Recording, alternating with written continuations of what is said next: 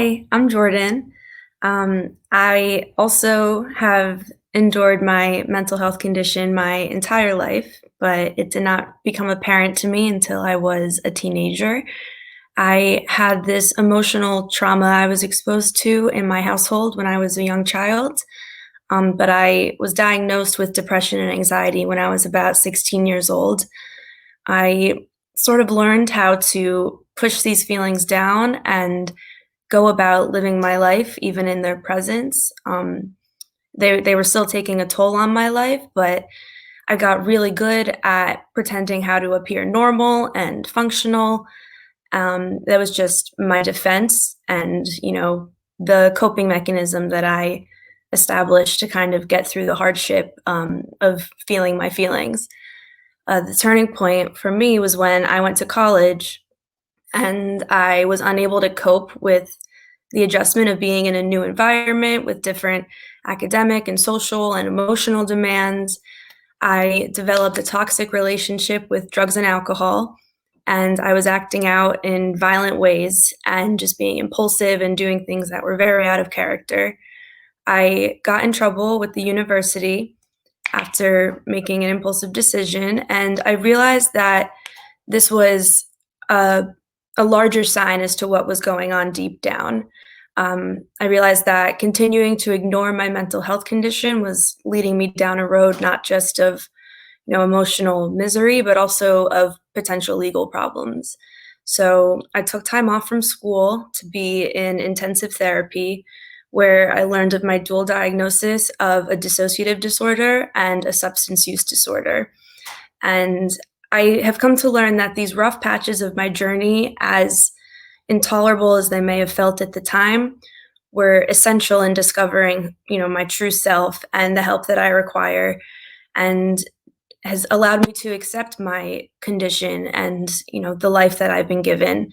And none of this would have been possible had I not opened up to my friends or my family and accepted their support. If I hadn't been open about my experience, if I hadn't been honest, then I would have never really learned about my needs and, what is required for me to recover. And my one message for young people would probably be to not be afraid of yourself and what others might think, because your mental health and your mental illness is your own. So try your best not to let the opinion of others influence your decision to get help.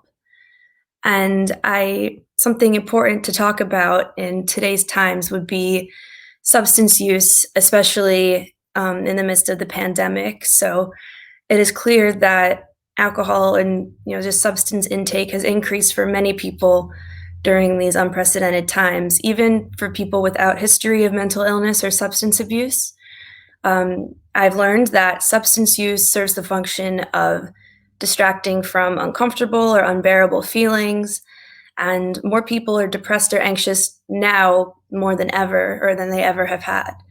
And there's no booklet that explains how to cope with mental illness or mental health symptoms in a pandemic. So a lot of people resort to simpler solutions like drinking or using drugs. And my message for those who are using substances to cope, regardless of your history, would be that it's okay to be uncomfortable.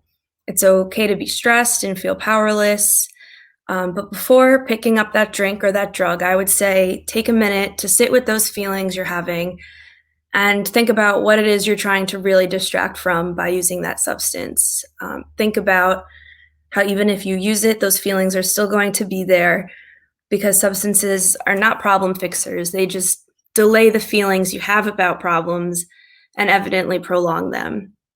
So COVID has been unbearable in ways beyond my comprehension, but I know that using substances is only a temporary solution to a much deeper problem.